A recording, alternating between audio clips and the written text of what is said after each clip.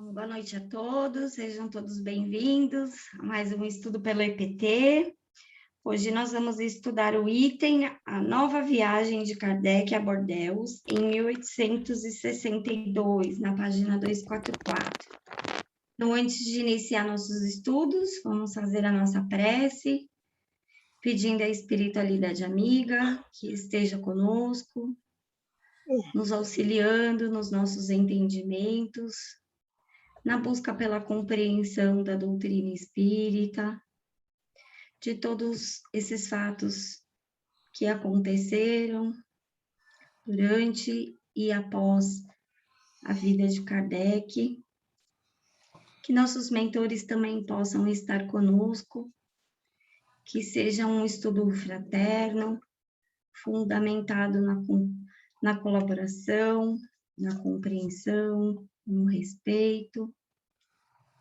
Que assim seja. Que assim seja. Quem quer ler para a gente hoje? Ô, Ju, pode repetir a página, fazendo favor? Claro, é a página 244. Tá. É o item A Nova Viagem de Kardec. Ok, obrigada. Achou? Imagina. Quem quer ler para a gente? A página 244. Boa noite, Mari. Boa noite, turma. Boa noite, Ju. Boa noite. Boa noite. Casei hoje. A gente vai começar agora a ler. Opa, que página? Na 244, A Nova Viagem de Kardec. Está buscando. Ninguém quer ler? Eu leio. Eu vou... Não, pode ler, Cecília. Eu vou ler um pouco, não vou ler Tá bom. a aula toda. A Nova Viagem de Kardec a Bordeaux em 1862. Em setembro de 1872, as mesmas circunstâncias do ano anterior se repetem, mas bastante ampliadas. Os grupos novos surgindo em Lyon e se unindo aos anteriores, formando uma rede de espíritas. Mas é preciso sempre estar vigilante, então Kardec avisa: não ouvideis que a tática de vossos inimigos encarnados ou desencarnados é de vos dividir. Provai-lhes que perdem seu tempo se tentam suscitar entre os grupos sentimentos de ciúmes e de rivalidade, que seria uma apostasia da verdadeira doutrina espírita cristã. Foram 500 assinaturas que acompanharam o convite. Também Cabot pediu que voltasse à sua cidade em nome da Sociedade Espírita de Bordeaux. E, para ele, Kardec já fez um aviso premeditado em nome da simplicidade que a divulgação da doutrina exige. Crede bem que me terei por mais honrado com uma franca e cordial acolhida na forma mais simples do que de uma recepção cerimoniosa que não convém nem ao meu caráter, nem aos meus hábitos, nem aos meus princípios. Se a união não reinar entre eles, não será um banquete que o fará nascer. Ao contrário, se ela existe, pode se manifestar de outro modo do que por uma festa onde amor próprio pode encontrar sua conta, mas que não poderia tocar um verdadeiro espírita e por uma despesa inútil, que seria melhor empregada para aliviar o infortúnio. Cotizai-vos, pois, em minha intenção, se o que quiserdes, e permite-me juntar-lhe meu óbolo, mas, em lugar de comer o dinheiro, que sirva para dar de comer àqueles a quem falte o necessário. Então isso será a festa do coração, e não a do estômago. Mais vale ser bendito pelos infelizes do que pelos cozinheiros. Kardec, 1862, Revista Espírita. Em Bordeaux, porém, já estava iniciada a elaboração do plano dos inimigos invisíveis, mas eles eram invisíveis para os encarnados, pois os bons espíritos podiam vê-los, ler seus pensamentos, prever seus passos, medir seus planos. A partir daí, podiam prevenir Kardec e os verdadeiros espíritos para que pudessem rebater as armadilhas e dar continuidade ao trabalho de elaboração e divulgação da proposta da autonomia. Numa mensagem que anotou em seu caderno particular, Voyage de 1862, conservado em seus manuscritos em 16 de setembro, quando já havia visitando Lyon, Kardec perguntou aos espíritos, por meio do médio sentado à sua frente, sobre Bordeaux. Poderia me dizer... Deixa eu abrir o Telegram. Amigo, fecha seu microfone. E o microfone? Seu áudio está aberto. Desculpa. Poderia Pode me dizer... continuar, Cê. Tá. Poderia me dizer algo sobre a continuação da viagem? Sua viagem será vossa fonte de uma grande satisfação que te fará facilmente esquecer as poucas decepções que você poderá encontrar. Bordeaux, sobretudo, te oferecerá certas dificuldades, pois você terá que combater a tenacidade das ideias preconcebidas e o orgulho das rivalidades ciumentas. Não se incomode, você terá sucesso e depois de sua partida se reconhecerá que você passou por lá, porque você reconciliará os campos divididos. Há também aí o dedo de Deus. É preciso que se possa dizer: o Espiritismo operou um novo milagre. Ele reaproximou os homens que acreditávamos ser irreconciliáveis.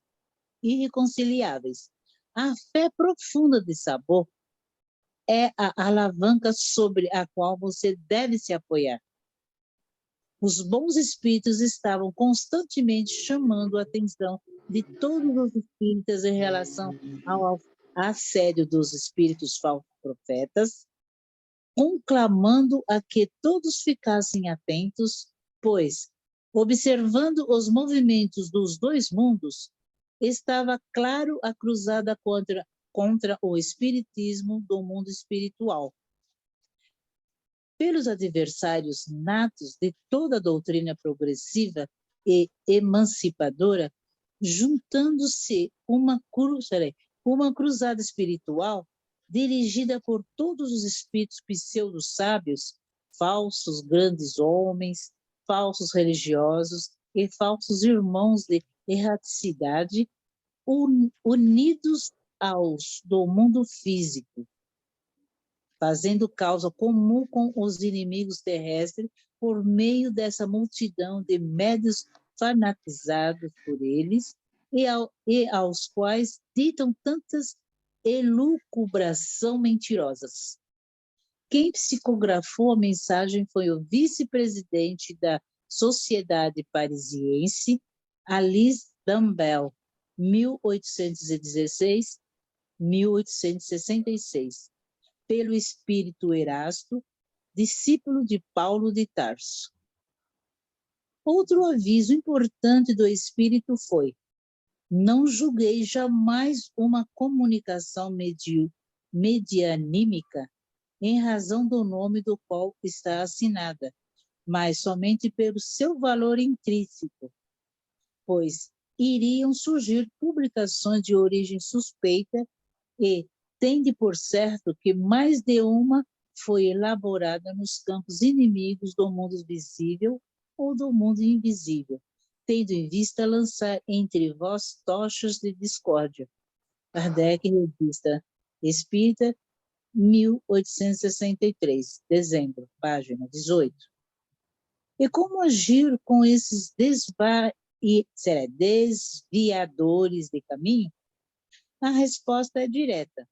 Oremos por eles e não condenemos ninguém, porque devemos sempre ter presente à memória esse magnífico ensino do Cristo, que aquele que estiver sem pecado atire a primeira pedra. Não é possível fazer um movimento espírita somente de indivíduos ilibados na perfeição de suas qualidades, insuspeitos e sem imperfeições a serem exploradas. Essa condição ainda não é a geral de nosso mundo.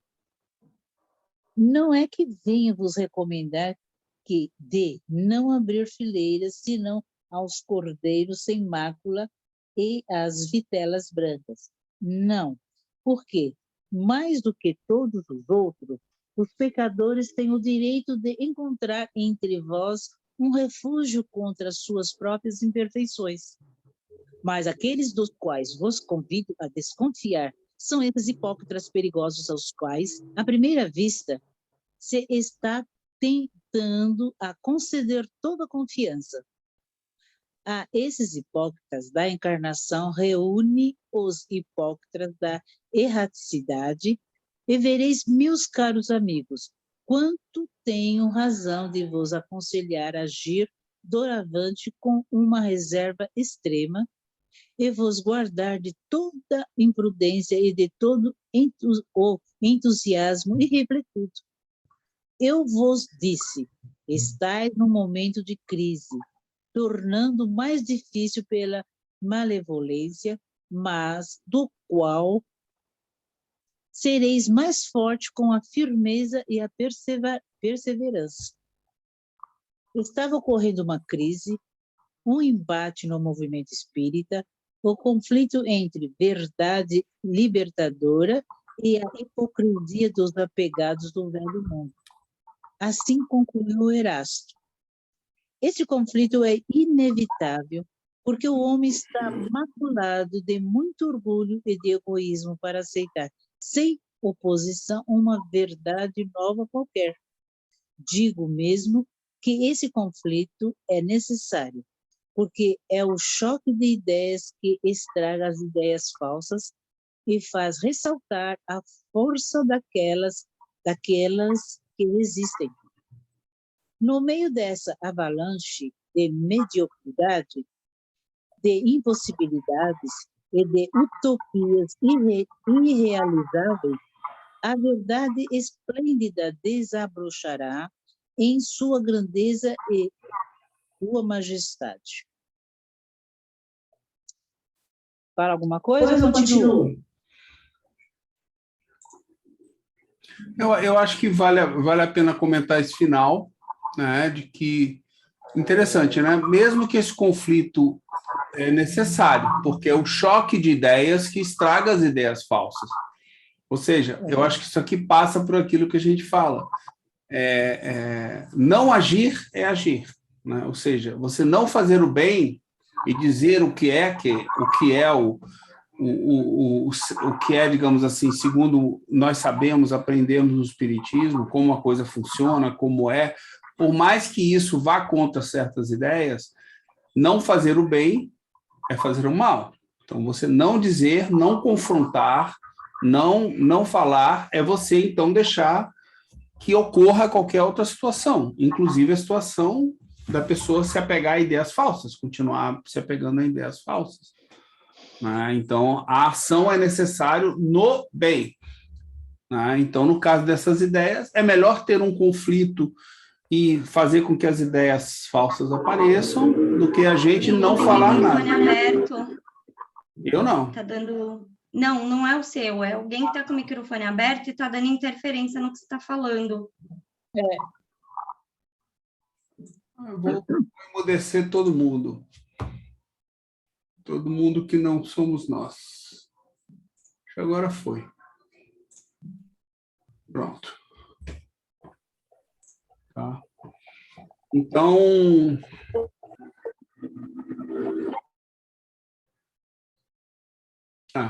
Então, só faltava você, Juliana. Você já muda assim. Agora não tem mais ninguém, só tem eu aqui. Eu não tenho a moto aqui no quarto, não. Então, assim, essa observação que eu tinha, né? E eu acho muito legal aqui aquela parte, né?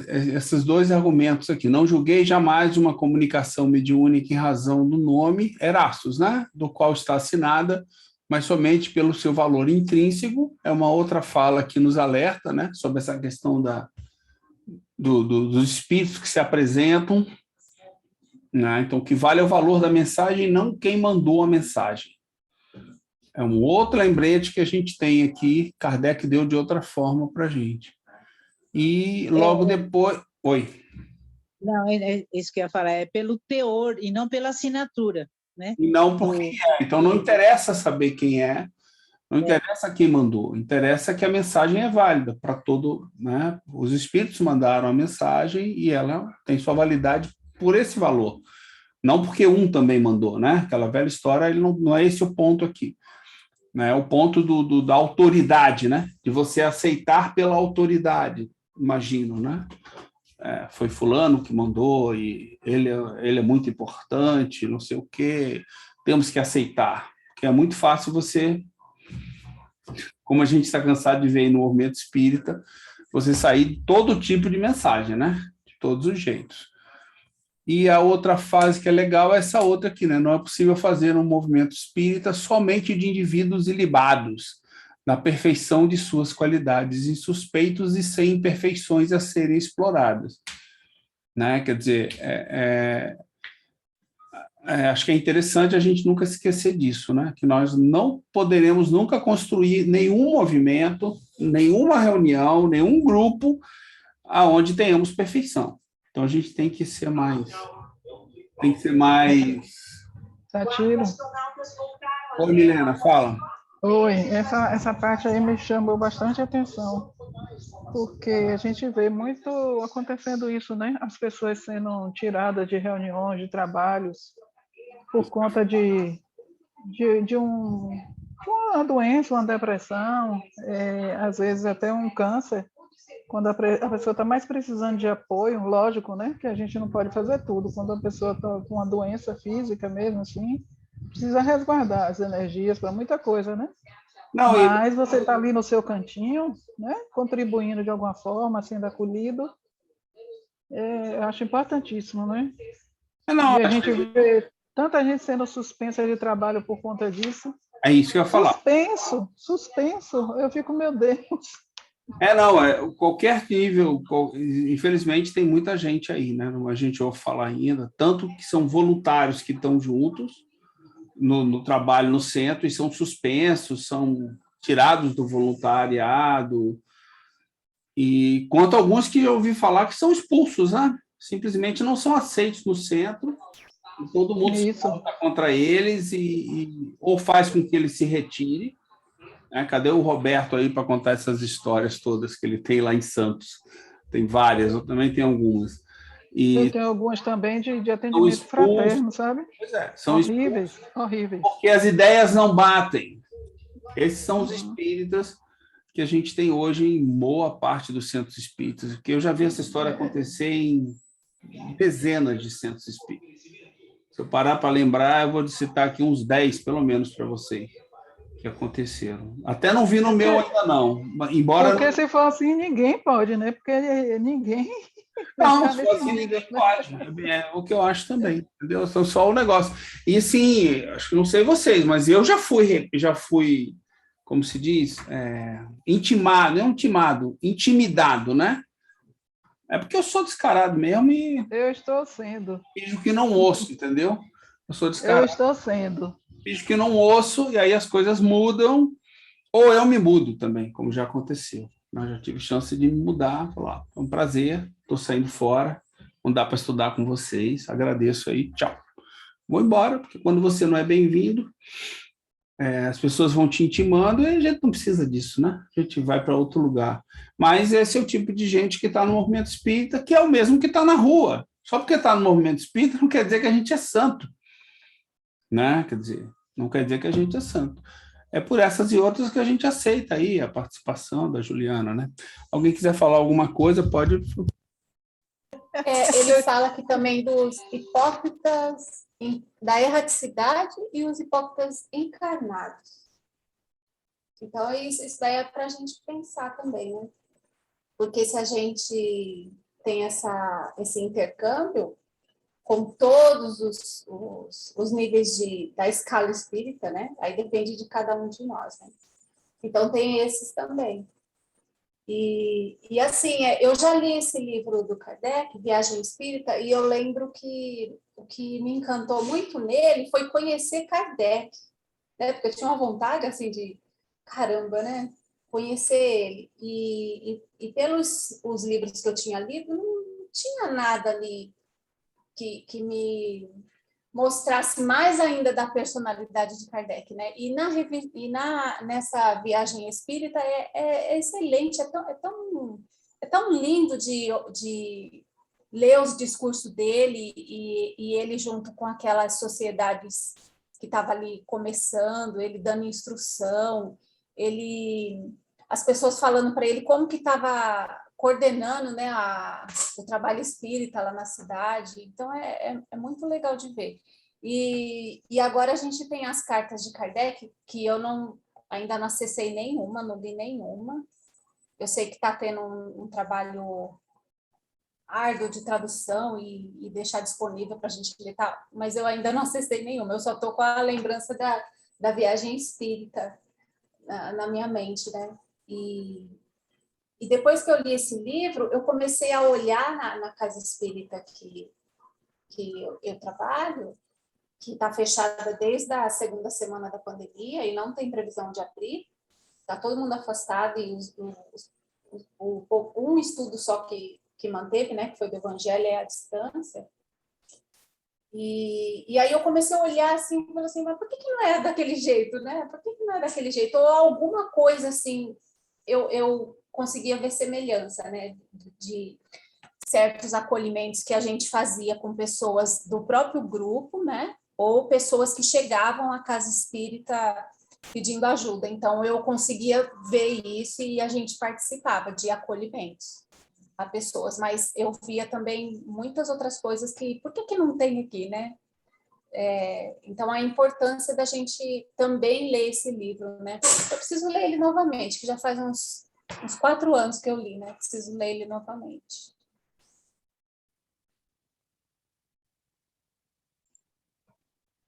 Eu queria fazer um comentário, uma reflexão para a gente pensar aqui, quando ele está falando essa questão aqui do Espírito Erasto, que são 3 mensagens seguidas, né, no mês de dezembro. Então, são instruções dos espíritos. A Guerra Surda, que é de Erasto também. Depois vem Os Conflitos, que também é de Erasto. E depois vem a mensagem O Dever, que é do Espírito Lázaro. Que essa mensagem, O Dever, ela traz muito conteúdo da psicologia, né? Do espiritualismo racional. Então, quando ele está colocando aqui, esse conflito é inevitável, porque o homem está maculado de muito orgulho e de egoísmo para aceitar sem oposição uma verdade. Que verdade é essa? Acho que é importante a gente refletir no que o Espírito está falando. Que verdade é essa? Porque depois, mais para baixo, ele vai, né, terminar a citação dizendo que essa verdade desabrochará em sua grandeza e sua majestade. De que verdade ele está falando?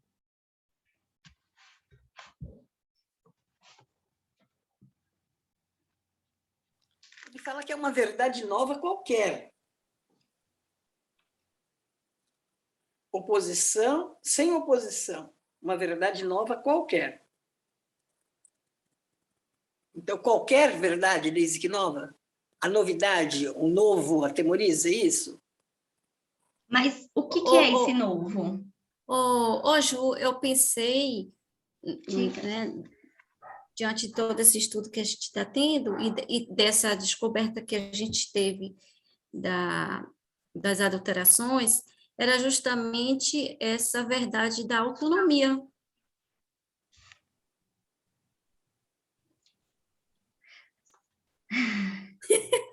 Vamos pensar juntos. Quem mais pensou alguma coisa? Vamos pensar juntos, gente. Não tenha vergonha de falar o que pensou, o que entendeu.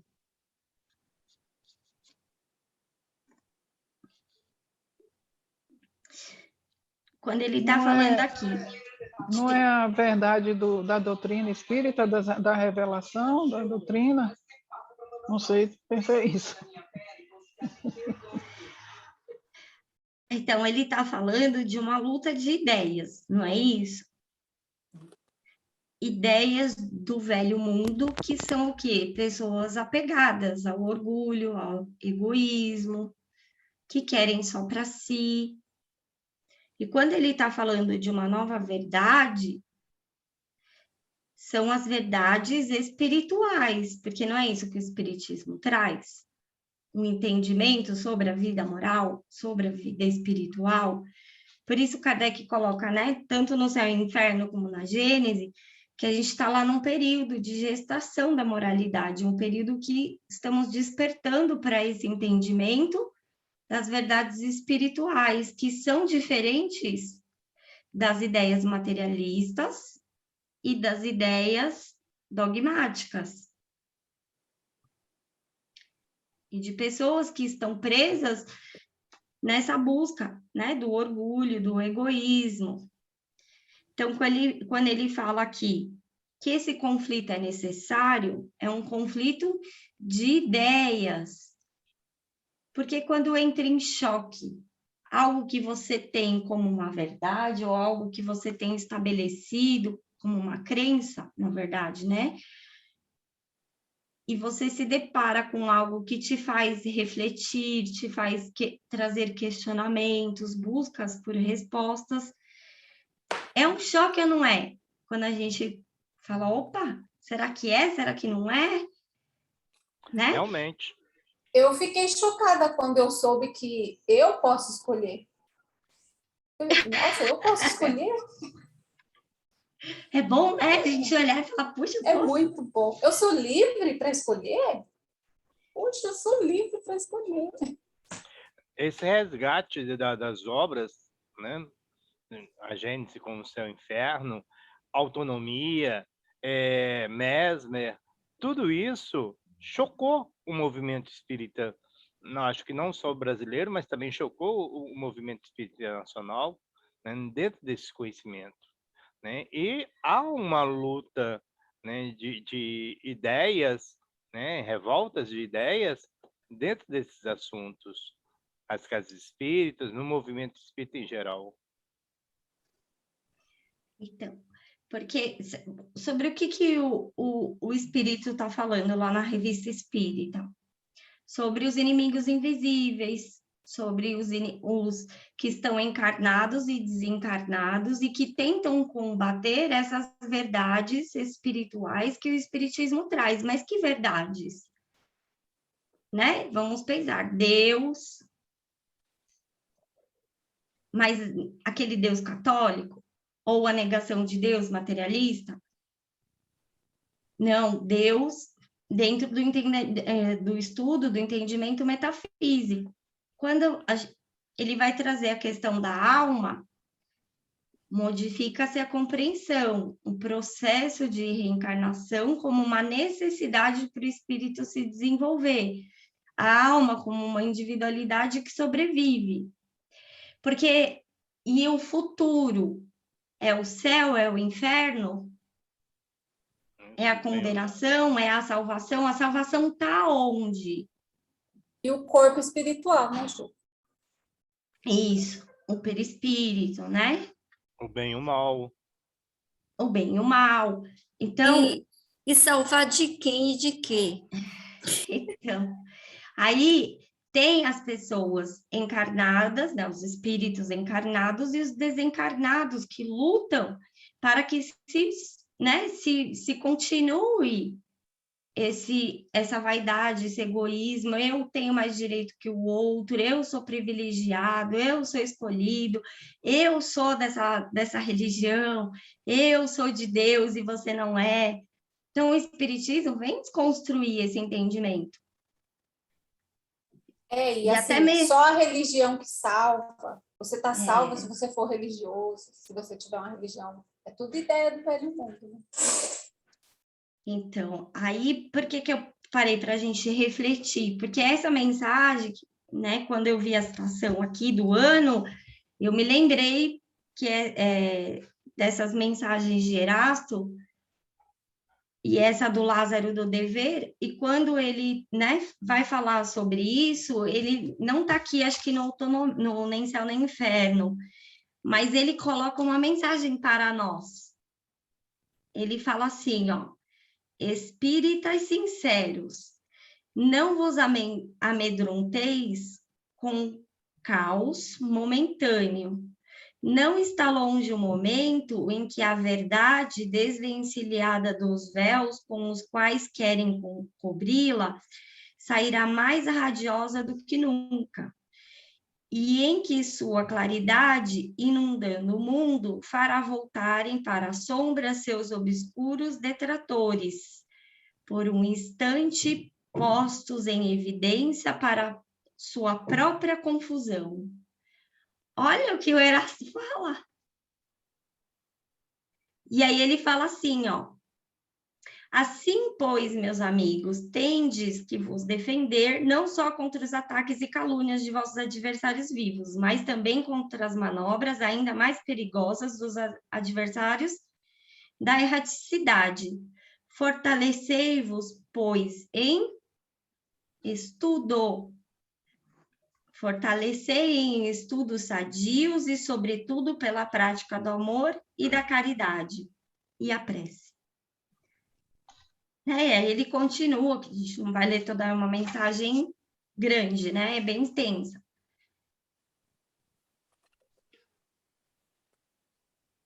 E aí tá aqui, né? Esses trechos que estão citados estão mais para frente, no final da mensagem. Então, essa é uma reflexão importante, né? Que verdades são essas? As verdades relacionadas, né, ao espiritual, ao mundo moral, que é o nosso verdadeiro mundo. Oi, Juliana. Oi, Mário. Olá.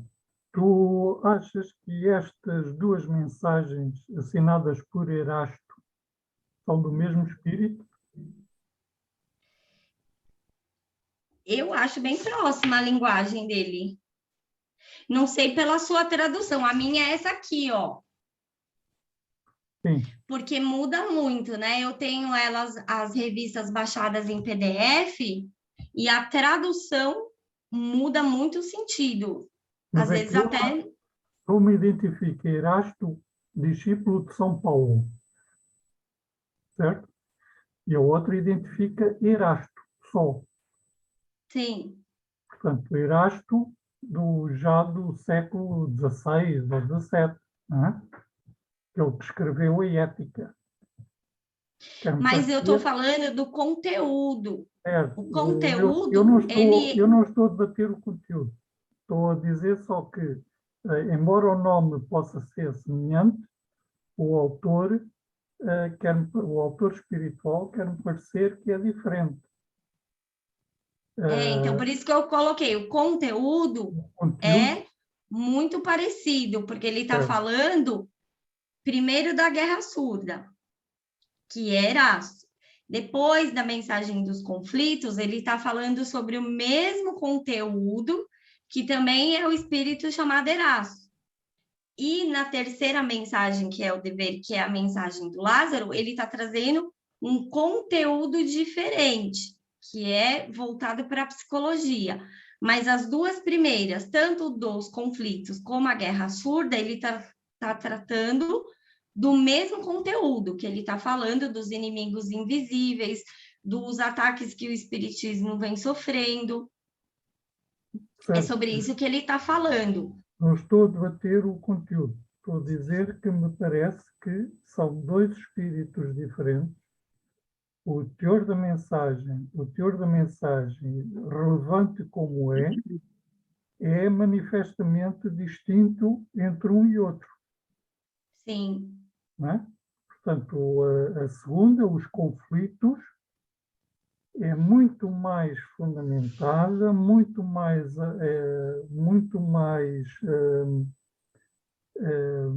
cautelosa e informativa relativamente às medidas a tomar, aos cuidados a ter, a tudo aquilo que devemos fazer para ultrapassar estes conflitos, do que a primeira, não é? A primeira, sim, parecia-me um alerta muito mais pontual no tempo, dizer, esta situação tem que ser resolvida, tem tudo, mas depois vem o Erasto, então, já não o discípulo de Paulo, mas o outro, explanar e trazer uma reflexão mais profunda sobre os conflitos que sempre vão surgindo. Que, inclusive, é para nós, neste momento, com as posições diferentes que se vão vendo nos centros relativamente às posturas e às interpretações da autonomia e das reflexões que o Paulo deixa, se vão e se podem acentuar, não é? Sim. Vocês têm relatado aí situações dos centros daquilo que têm enfrentado aí no Brasil. Aqui vigora mais o silêncio profundo, não é? O passar completamente despercebido a ver se a moda passa, digamos assim. Mas isto é um alerta profundo para os conflitos dentro dos grupos e como eles surgem e como têm que ser tratados. Minha opinião. Sim, e também porque quando ele está falando, né, da questão dos médiums, e na primeira mensagem, né, no período da luta, quando ele vai falar da questão de mãos amigas, agiram nas sombras, essas coisas que ele traz, e depois na outra, ele vai falar até da questão de espíritos que dão datas. Sim. Né? Cuidados com espíritos que dão datas, que te dizem coisas que você quer ouvir. Então, ele está falando. Perguntas todas. Ele está falando sobre isso. E ele é bem categórico nessas coisas que ele está colocando, né? De tomar cuidado com a mediunidade, de tomar cuidado que as questões, né, de espíritos que têm essa busca das ideias do velho mundo, eles não estão só aqui encarnados, estão desencarnados.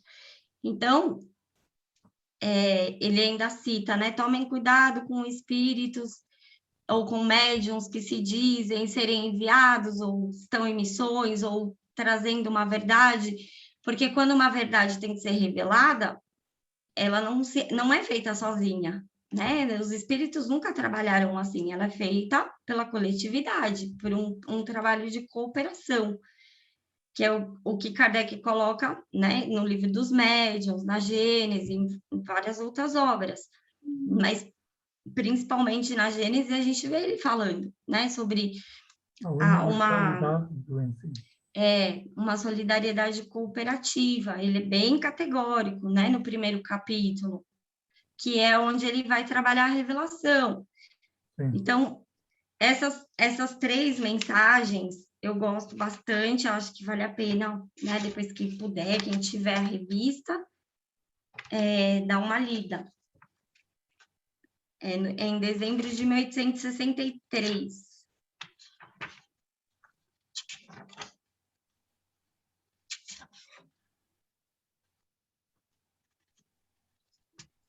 Certo, pessoal? Vamos comentar mais, vamos ler, vocês estão quietinhos?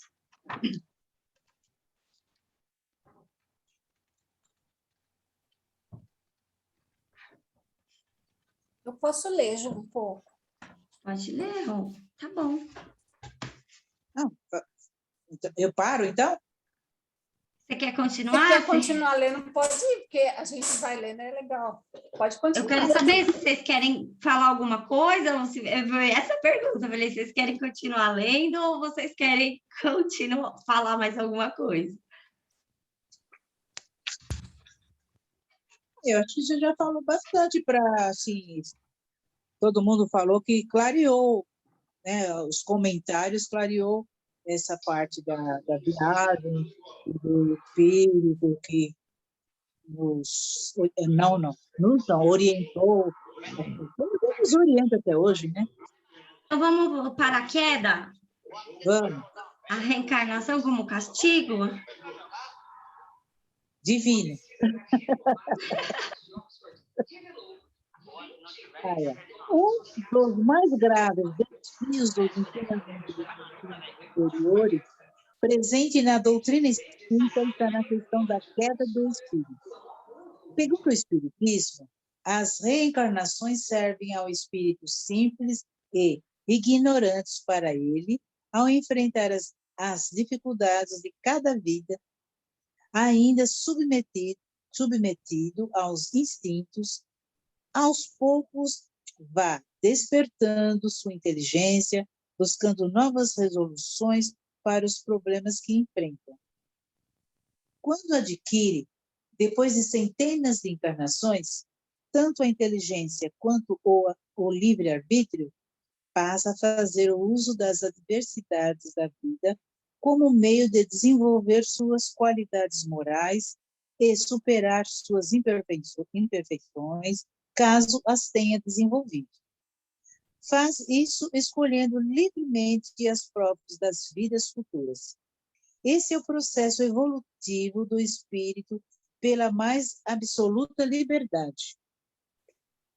No entanto, os dogmas das religiões ancestrais criaram um Deus opressor, controlador, com a necessidade de mostrar a sua força castigando suas criaturas para torná-las submissas, por meio da fé cega e da obediência passiva.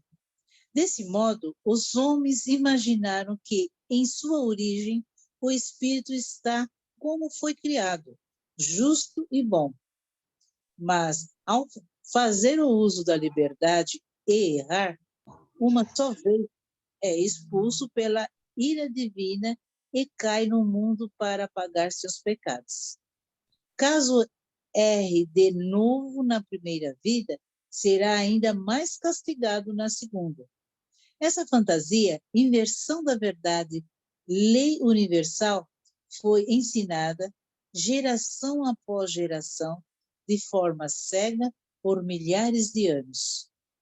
Os espíritos enganadores que estavam ditando a falsa obra de Mustang, em abril de 1862, implantaram essa ideia equivocada da queda do espírito presente nas antigas religiões do Velho Mundo. Contudo, o verdadeiro ensinamento espírita é o da necessidade da reencarnação para todos os espíritos como meio de progresso. Em junho de 1862, Allan Kardec vai publicar um artigo rebatendo essa tese da queda, explicando a proposta de autonomia moral, que é o ensinamento dos espíritos superiores. Segundo um sistema que tem alguma coisa de especial à primeira vista, os espíritos não teriam sido criados para serem encarnados e a encarnação não seria senão resultado de suas faltas. O bom senso repele tal pensamento. Então, explica. A encarnação é, pois, uma necessidade para o espírito que, para cumprir missão providencial, trabalha em seu próprio adiantamento pela atividade e a inteligência que lhe é preciso empregar para prover à sua vida e ao bem-estar.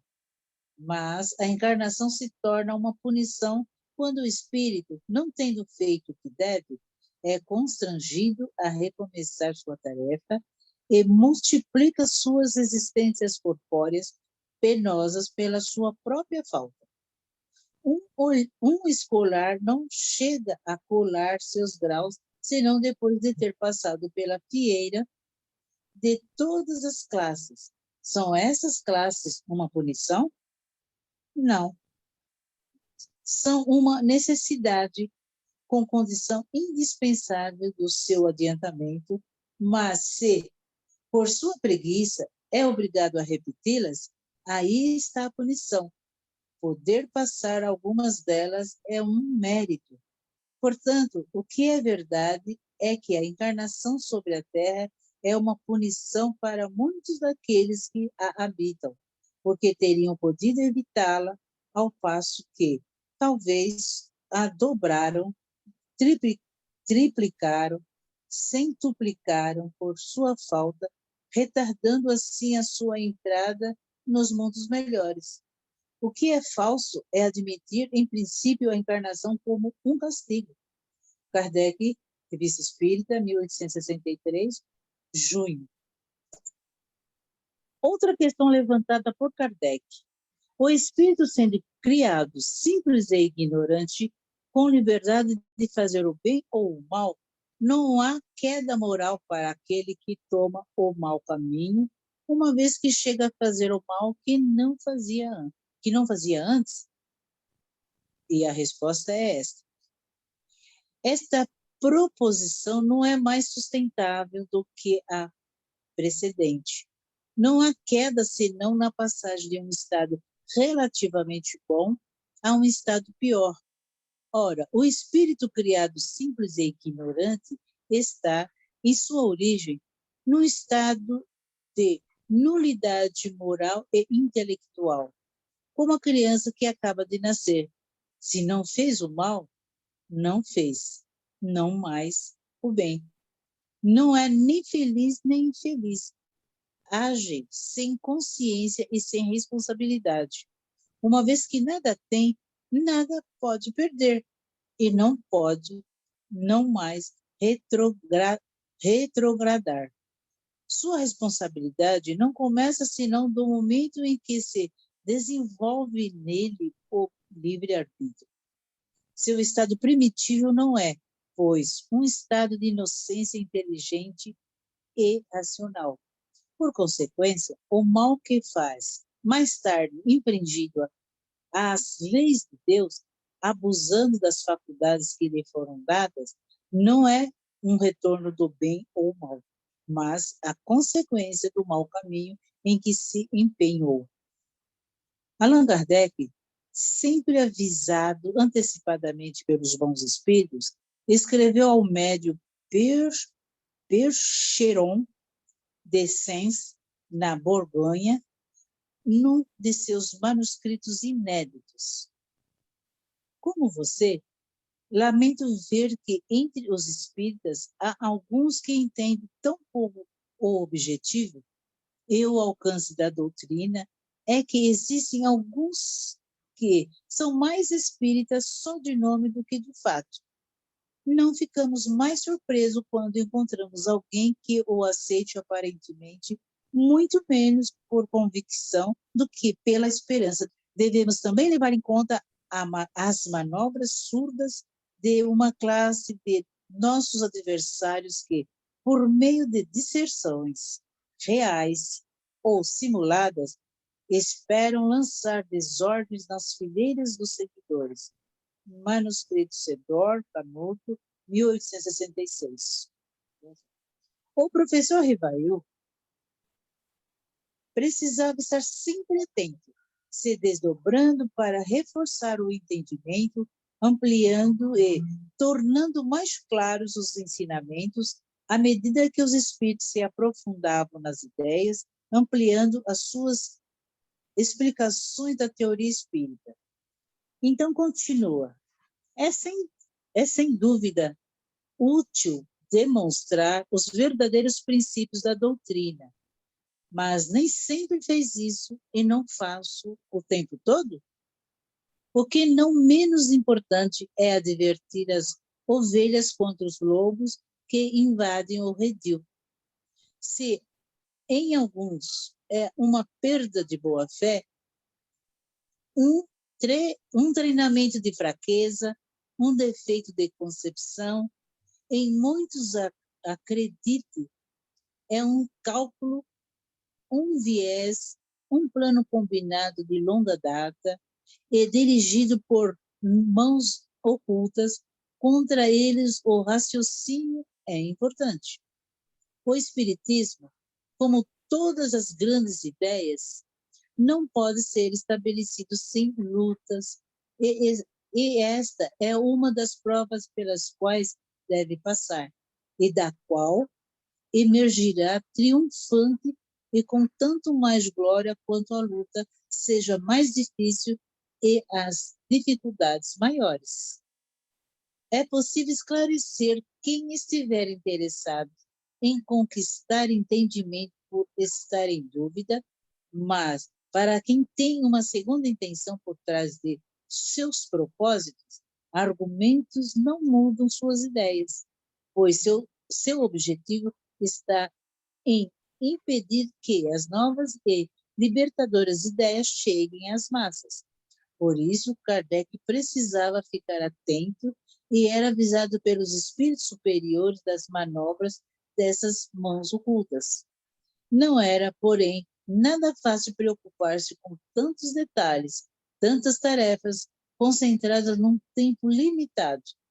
Enfim, Kardec concluiu sua carta afirmando: é para mim um aumento de cansaço e trabalho vigiar todas as manobras e frustrá-las com prudência, mas tudo o que acontece me foi anunciado. Conhecendo o resultado, eu não me inquieto. Vai comentar ou continua?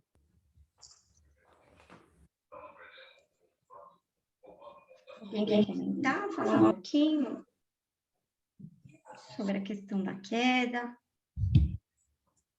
da encarnação?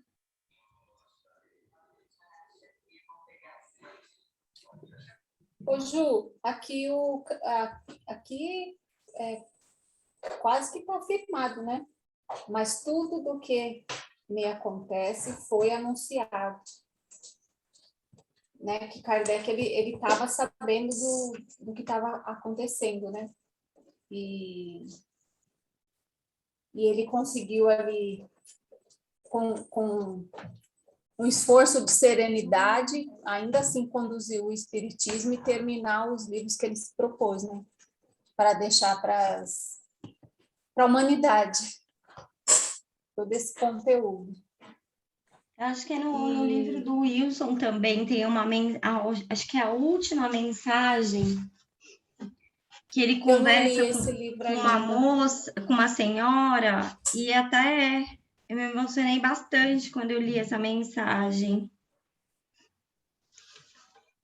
Que ele conversa... E parece que isso que fortaleceu ele, né? Fortaleceu ele até os últimos instantes, né? Dele aqui encarnado. Isso fortaleceu muito ele. Porque, olha só, ele fala assim: a senhora lamenta as perturbações que os inimigos da doutrina lançaram entre os grupos espíritas de Lyon, um fato de que eu conheço há muito tempo, mas que não terá, pode estar certa, nenhuma consequência desagradável. Não se deve levar, e aí ele vai descrevendo, né? Ele vai conversar, ele escreveu uma carta para essa senhora, aí ele fala assim, ó, o que constitui sua força é o poder da ideia trazida pelos espíritos aos 4 cantos do globo e que desafia todas as maquinações humanas para sufocá-lo. Pode-se matar um homem, mas uma ideia não se mata, sobretudo quando ela marcha de acordo com o movimento progressivo do século. Então, as ideias espíritas estão de acordo com as ideias, né, que se fomentava ali, principalmente pelo espiritualismo racional. E aí ele fala, e que ela responde às aspirações das massas, às suas necessidades intelectuais e morais. até um cataclisma não a destruiria, porque ela tem seus representantes na geração que vem. As ideias que se apagam são aquelas que têm seus representantes na geração que parte. Olha que lindo! Lindo, né? O que ele fala, e não importa, né? Porque essa doutrina é um conjunto de espíritos, né? Não é uma opinião pessoal, ela se, né? E aí a gente vê o estudo quando ele fala, né, da revelação. E daí são espíritos nessa proposta, nessa ideia, que estão na erraticidade e espíritos que estão encarnados, que aí é bem no tempo, né? Lá no, né, do século XIX, XVIII e XIX, essas ideias, né? É muito lindo mesmo. Porque quando ele fala, né, esses espíritos que vêm, ele está falando de quem? Da geração nova, que é o que ele vai trabalhar na Gênese, né? E essa geração nova já são espíritos perfeitos? Não. Não, né? São espíritos que têm uma inclinação ao bem. É isso que ele coloca, né? Então, são espíritos que buscam fundamentar suas ações morais no bem. E acho que também já começa a assimilar essa ideia, né? De liberdade, de autonomia, e aquelas outras ideias do velho mundo não aceita mais, né? Não serve. Então, isso tudo tá sendo falado lá em 1800, né? E hoje a gente já está em 2021. Será que a gente já está, pelo menos, vendo um pouquinho disso? O que você acha? Dessa nova geração? Eu sou uma pessoa otimista. Eu acho que as pessoas são solidárias. São poucos que a gente vê que não se permitem tocar pelo sofrimento do outro, pela dificuldade do outro, né? Ou que não se contagiam de ver alguém feliz, né? Satisfeito. Eu não sei, é a minha visão, pode ser que alguém tenha uma opinião diferente, né? Mas eu vejo uma solidariedade nas pessoas, né? E principalmente quando alguém traz uma situação em que a gente já vivenciou um luto de alguém que a gente ama, né? Um desemprego, quem passou por um desemprego e alguém chega e fala, eu estou desempregado, você vê o movimento das pessoas, me dá seu currículo, do que você trabalha, deixa eu tentar te indicar, ou olha, eu estou passando uma necessidade de material, o que eu posso fazer para te ajudar? Eu vejo movimentos, né, de ONGs, muitas ONGs, que se não fosse a solidariedade das pessoas, elas não estariam de pé, né? Ajudando, vejo movimentos sobre os direitos humanos, sobre os animais, né? Cada um se identifica com uma causa e luta por ela. Mas quando eu luto por uma causa, eu estou lutando por todos que vêm depois de mim. Mas essa é a minha opinião pessoal, tá, gente? Então, mas a gente também percebe isso com a Covid. As pessoas não ficaram esperando o governo, porque o governo praticamente não fez nada. Quantos e quantas ONGs, ou pessoas, ou grupinho aqui levando cesta básica, roupas, eles comoveram e foi a luta. Foram esses que salvaram muitos outros, porque o governo não fez isso. E eu acho que, assim, é um momento de muita reflexão para todos nós, né? Porque eu dar uma cesta básica, um alimento para quem necessita, a gente deve buscar que isso seja algo temporário, né? Sim, sim. A verdadeira ajuda é aquela que eu possibilito aquela pessoa, ela ter o seu sustento, né? Pelo desenvolvimento das suas habilidades, das suas capacidades, e olhando, né, para o outro, sem colocar, eu sou médico, então eu sou melhor do que você, que é tal coisa. Não existe isso, né? Se a gente pensar numa sociedade, já pensou se todos fossem médicos? Cada um contribui para uma sociedade melhor, dentro da sua habilidade, da sua capacidade. É isso que nos torna forte e diversificado dentro da sociedade.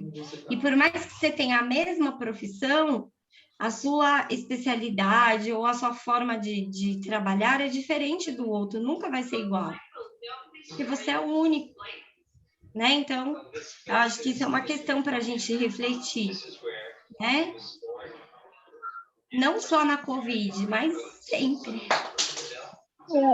Quando eu falei da Covid, assim, uma coisa assim de momento, e ninguém ficou de braços cruzados. Aí o resto está indo, eu acho que a gente está indo para frente. Embora a gente tenha tanta coisa errada, mas eu acho que a gente está indo para frente. É porque às vezes a gente ouve uma notícia e, vamos supor, vem aquele pensamento assim, nossa, parece que a humanidade é egoísta. E como muitos comentários, às vezes, eu leio nas redes sociais, né? A gente lê lá, Deus está exterminando com a humanidade, Deus tem que exterminar a sociedade, né? E se a gente parar para pensar, a grande massa, e ele está falando das grandes massas, né? Que elas querem essas novas ideias, elas querem um mundo mais justo, mais fraterno, mais igual, com oportunidade para todos. Mas é uma minoria que pensa, eu vou me dar bem, custe o que custar. Não importa, o Kardec usa essa frase na Gênese, né? O bem do outro importa menos do que o meu bem individual, né? Não importa o outro, mas isso é uma minoria, principalmente e aí sim é o que Kardec coloca nos tempos são chegados, né? Quando ele vai trabalhar sobre isso. Então, ele vai falar que a maioria dos espíritos querem o bem, tem essa inclinação para o bem, e que eles, né, alguns têm uma influência do meio, e que quando ele desencarna, né, que ele retoma, né, a consciência, que ele passa em revista tudo que aconteceu com ele pede uma nova oportunidade, e aí ele recebe. Né? Quem é que ele fala que não? É esses espíritos que estão fundamentados em ideias do velho mundo, no orgulho, no egoísmo, na vaidade, que o que importa é apenas a si mesmo. E o lugar que eles vão não é um castigo divino, é uma consequência da própria escolha deles.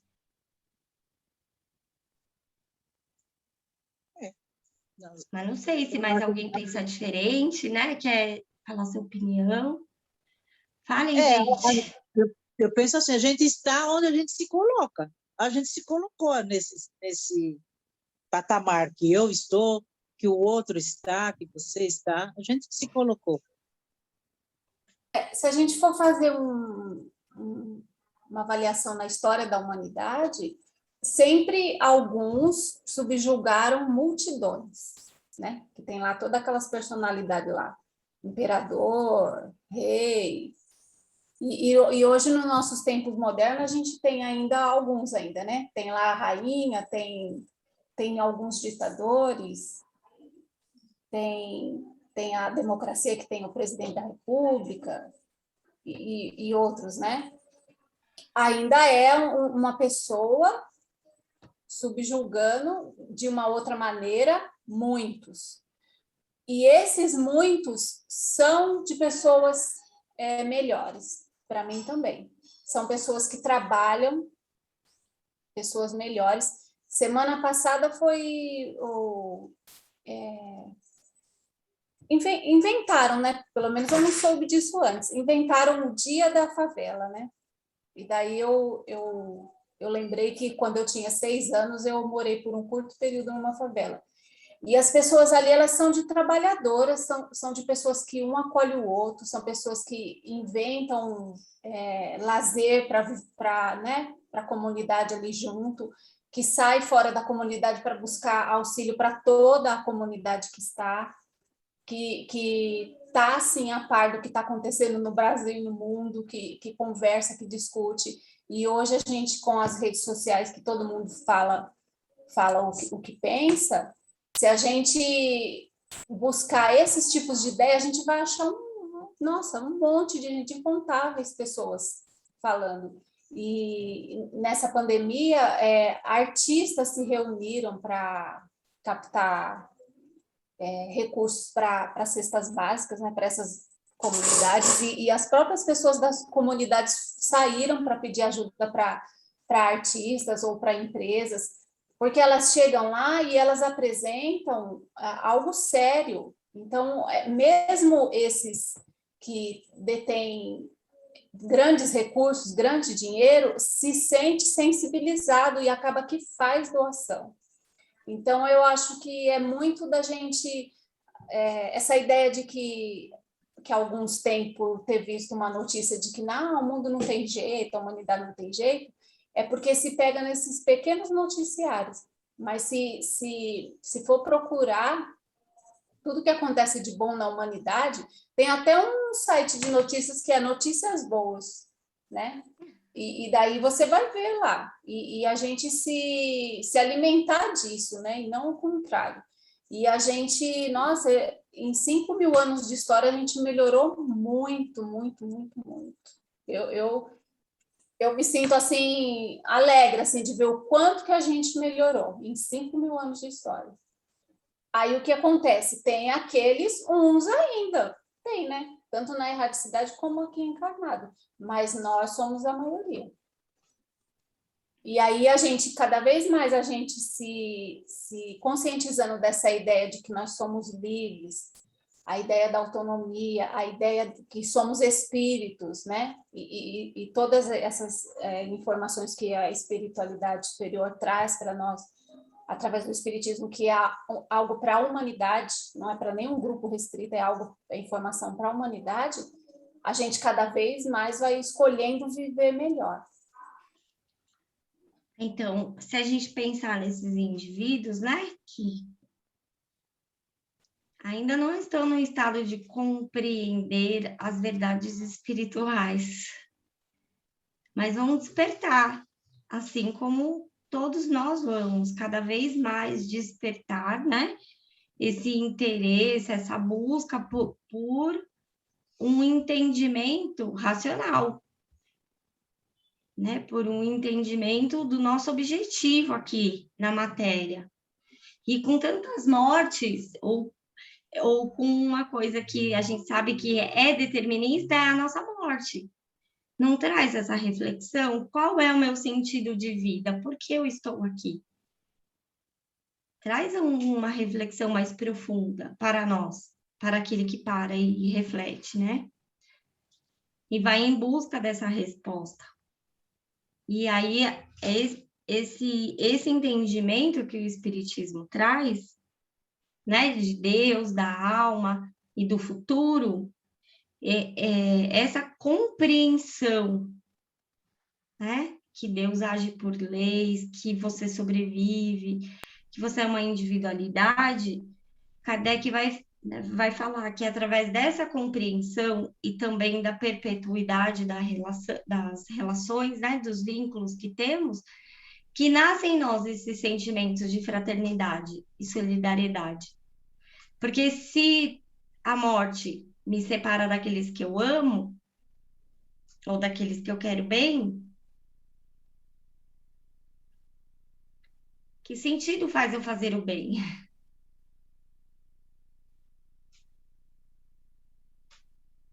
E assim, aquele que hoje é o seu vizinho, ele pode ter sido ou pode ser um familiar querido seu, pode ser um pai, uma mãe, um irmão.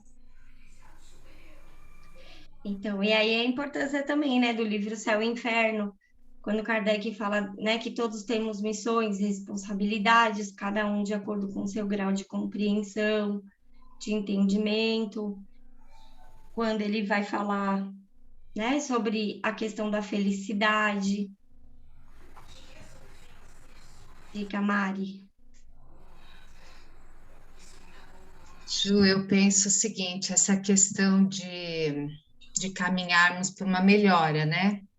Eu não tenho dúvidas disso.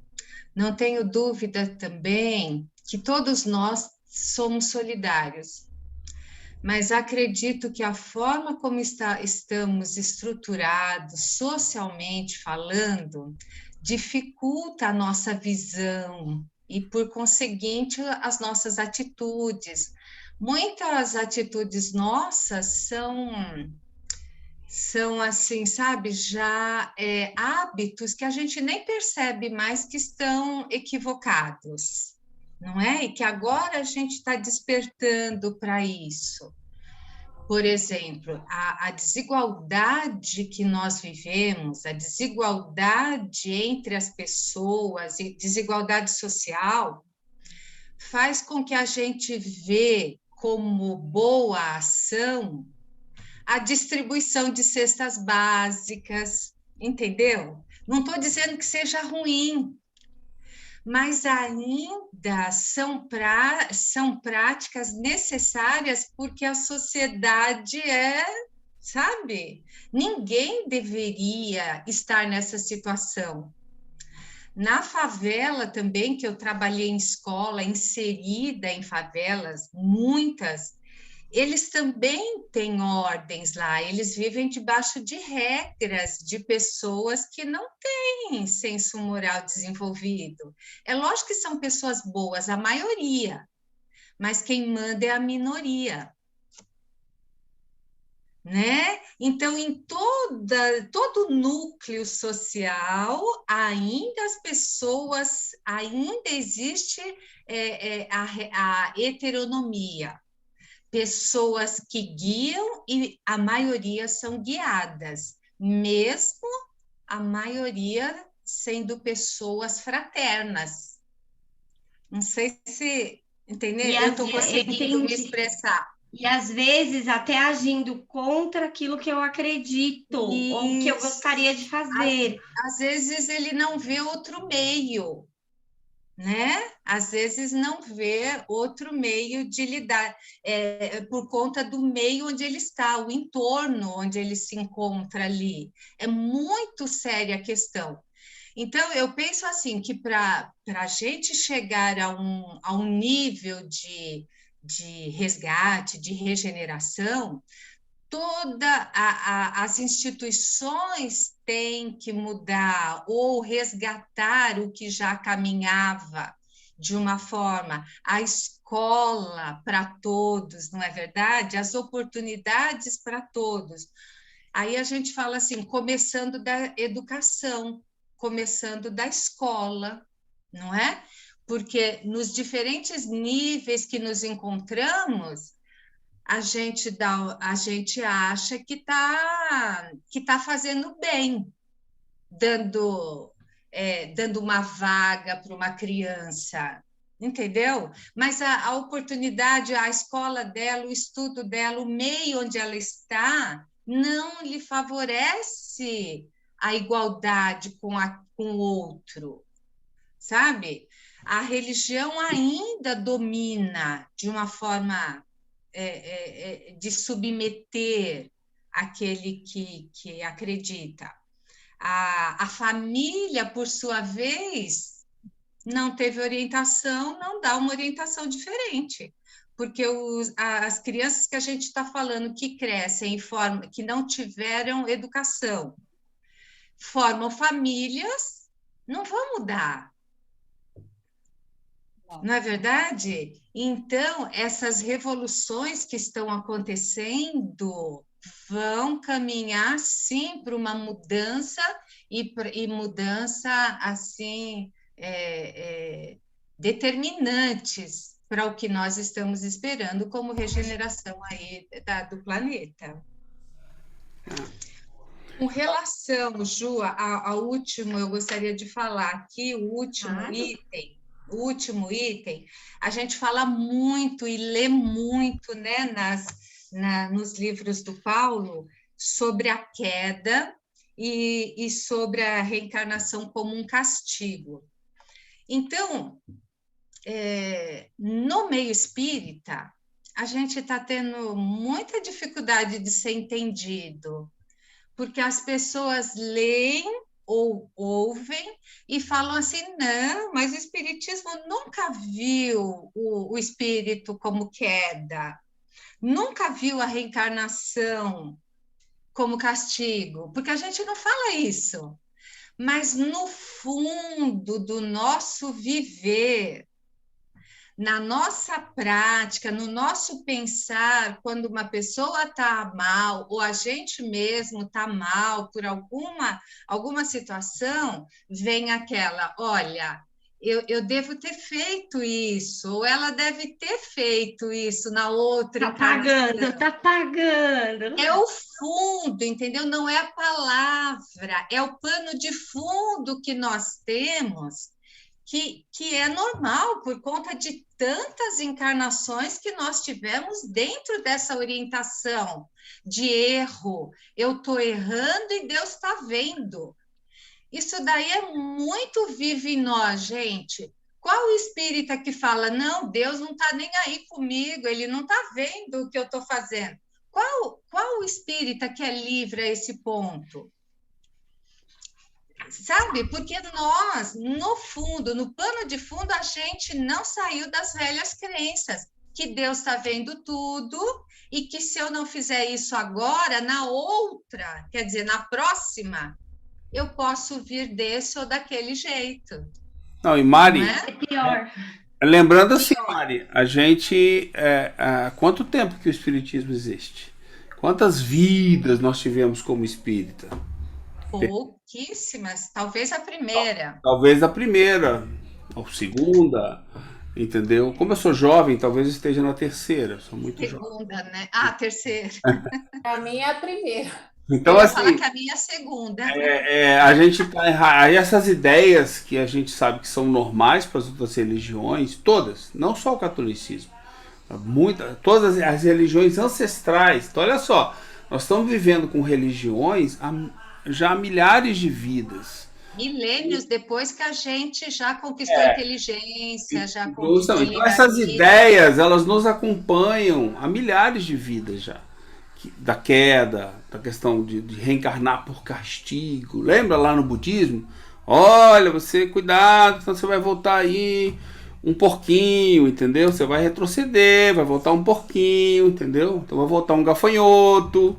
Você volta na vida, né? Tem certas religiões antigas que dizem que você, inclusive, não volta nem como homem, você volta como animal, entendeu? E sabe-se lá por quantas vidas, até que você recupere. E fica imaginando um grilo se recuperando moralmente, entendeu? Até que ele volte a ser humano, mas que seja, né? Então essas ideias são muito antigas pra gente. Então a gente, no momento espírita, até a gente mesmo tem que tomar cuidado. Quer dizer, o nosso aprendizado inicial, para que a gente mude, tem que ser muita luta. Porque nossas ideias, não por causa dos outros, esquece os outros, deixa os outros viver a vida deles. Mas a gente pensa dessa maneira. Você se pega, a frase da Mari foi perfeita, entendeu? Quer dizer, não, eu vou aceitar isso porque, afinal de contas, eu devo ter errado na outra vida, entendeu? Eu devo ter feito, ou então não precisa nem dizer outra vida, eu devo ter feito alguma coisa errada. Quer dizer, algo anterior me pune aqui na frente. E hoje eu tenho que tomar cuidado, senão amanhã... Não, isso aí tem... Não, a gente continua naquele, sabe, naquela situação de escravo das nossas crenças mesmo. E aí vocês percebam que não é Jesus na causa, não, como diz a Juliana Volpeia. É estudo na causa, entendeu? Tem que estudar um monte, entendeu?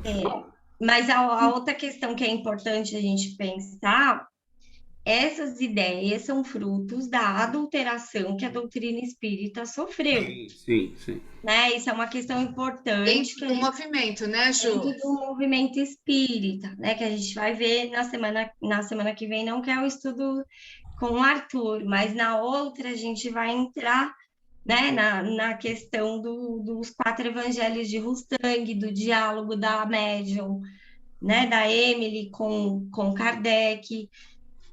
Então, essa questão é extremamente importante, porque o fundamento, né, da obra de Rustang é trazer uma moral submissa Sim. e trazer uma nova igreja, uma nova religião, com termos espíritas, fluido, perispírito, vida após a morte, porém que conduz o indivíduo a uma fé Cega. passiva, cega, né? Moral Submisso, heterônoma, né? com medo de Deus, vendo a reencarnação, principalmente, que a base da teoria dele é falar sobre a reencarnação como um castigo divino. Por isso, Jesus não pôde encarnar na Terra. Então, mas mesmo usando outras palavras, o fundo continua. Sim, no fundo continua. E aí, né? Aí que é a importância das mensagens dos três espíritos ali, e quando eles estão falando sobre o processo obsessivo, ou por médiums que se dizem reveladores. Então, e a gente vê isso muito no livro dos médiuns, Kardec falando muito sobre isso, e principalmente nessas mensagens aqui na Revista Espírita, é o alerta deles. Então, cuidado com falsos, né, pretensos reveladores, espíritos que se dizem detentores da verdade. Então, uma mensagem complementa a outra, e a última é o dever, né? Que é o ato livre, consciente, é o desenvolvimento da liberdade, é você saber fazer escolhas, é a inteligência que raciocina, que escolhe. É aí que está a evolução do indivíduo, né? Exatamente. Não está na submissão. Não na submissão, e não basta o resultado, ou seja, não basta as pessoas estarem alimentadas, por exemplo, saudáveis. Como é que elas se mantêm alimentadas e saudáveis? Por liberdade ou porque elas se submeteram? E aí eu dou comida e dou saúde para elas. Porque isso faz toda a diferença. A forma... E essa ideia de você vir porque está sendo castigada, isso tolhe a nossa evolução, a nossa liberdade de agir, dá medo, né? Geruda, só a gente no grupo do Céu e Inferno de sábado, né? Somos poucos lá, tá aí. O Marcos acho que foi embora. Somos poucos lá, mas a Sueli saiu com uma versão bem interessante de uma palavra que eu adorei. E eu acho que se aplica ao que você comentou e que depois a própria Rosângela comentou. Não sei se você lembra, Rosângela, que ela participa com a gente lá. Às vezes a gente é muito ansioso com a velocidade com que a gente conquista o céu, entendeu? Quer dizer, a gente, como diz a Juliana, volta e meia. Eu não gosto muito desse trecho, Kardec. Estamos na gestação da moral. Então está muito distante. Então, menos ansiedade, mais tranquilidade, serenidade, porque nós estamos alguns milhões de vidas ainda pela frente para a gente chegar em alguma coisa que se aproxime de algo que deve ser a perfeição, entendeu? Então, tá muito longe ainda para a gente ficar preocupado, ansioso com o que vai acontecer nessa ou na outra, ou na próxima, ou nas próximas 10 vidas. Não vai adiantar. O que me consola é que já estabelecemos um vínculo afetivo e vamos continuar estudando juntos. Necessariamente não é? Não há determinismo, necessariamente não. Vou logo alertando isso daí. Mas é uma lei de afinidade, ô Satiro. Se for lei de afinidade, então eu vou ficar bem distante da Júlia. Os nossos corpos adormecem e a gente se encontra de novo, porque quando a gente se reúne para estudar, não, o máximo que eu faço... percebendo. Não. Caramba, parece que já foi adiantado esse assunto. Não. O máximo que eu faço é descobrir o endereço dela e lá puxar o pé dela. É o máximo que eu vou fazer. Eu vou puxar e sair fora. Não vou ficar, pelo amor de Deus. Já é difícil.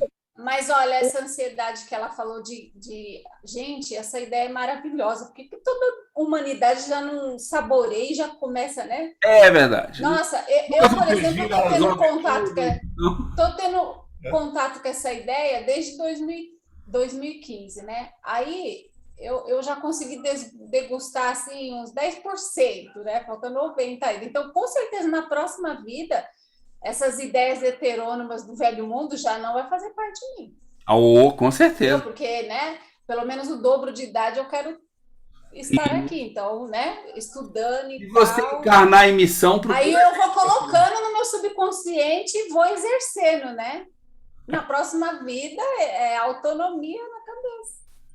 Ô, gente, não tem uma. Eu estou lembrando agora, não tem uma religião que fala que a gente sofre pelos pais, um sofre pelo outro. Eu não sei, existe uma religião que é um pouquinho pior, né? Que fala isso. Eu não sei se é budismo, não sei se alguém já ouviu falar. Pecado original, Cecília. A gente já nasce com E pecado. também na Bíblia está escrito: os filhos pagam pelo erro dos pais. Isso. Catolicismo. Então, já começa. Não, mas essas ideias são anteriores. Mas aí falta o trecho principal. Os filhos pagam pelo erro dos pais a partir da 4ª geração. Ah, tem a 4ª geração. Então, nós já estamos todos Então, pagando. mas aí o que simboliza? Vamos pensar. 1ª geração, eu. 2ª, meu filho. 3ª, seu neto. 3ª, meu neto. 4ª, meu bisneto. A partir da 4ª, já posso ser eu. Você encarnar. mesma. Eu mesma, gente. Se você usa a leitura dentro do entendimento que o Espiritismo traz, gente, a 4ª geração posso ser eu aqui. Não, no Mas seu não caso, definitivamente é você. mas No seu caso, definitivamente é você que está pagando esses pecados todos. eu não tenho pecado, é que eu escondi minha auréola. Vocês não vou mostrar hoje. Mas é bem, boa leitura, Ju. Boa leitura, né? É isso, gente. Então, semana que vem a gente vai estar juntos para estudar com o Arthur. Ele vai Sobre trazer, Sócrates, né? Sobre Sócrates. Hã? Sobre Sócrates e Jesus, né? Vai falar Sócrates, sobre a Platão, moral. Sócrates e Jesus. E a moral cristã. Isso. Então, Então, a gente vai estar juntos. Espero que todos possam, né, participar aqui conosco. Convidem os amigos. Que seja um estudo bem, bem profundo, de bastante entendimento. isso. E aí, quando a gente retorna na página 250, né? Uma reconfortante conversa íntima com o Espírito da Verdade e Sócrates. Se a gente tivesse combinado, Não estava melhor. Tudo certo. Eu acho que a gente combinou, hein? Depois que a gente dorme. E pior que não, viu? Pior que não. Não foi combinado, gente. Então, estamos aí, tá vendo? Então, vamos poder ver à luz de Sócrates, Platão, o que acontecia lá. Então, vamos fazer a nossa prece para finalizar. Quem quer fazer a prece? Eu posso fazer. Obrigada, Rô.